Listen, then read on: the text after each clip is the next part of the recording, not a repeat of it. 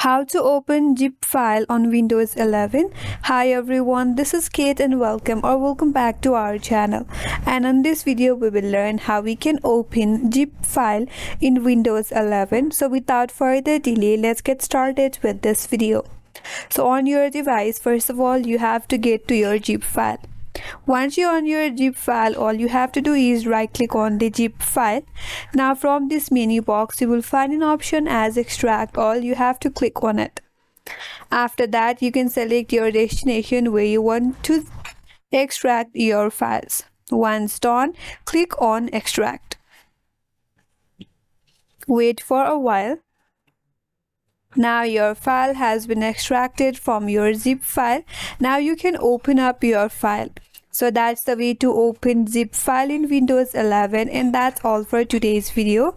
Hope this video was helpful, and if you're new to our channel, consider subscribing. Thanks for watching and stay tuned for more videos.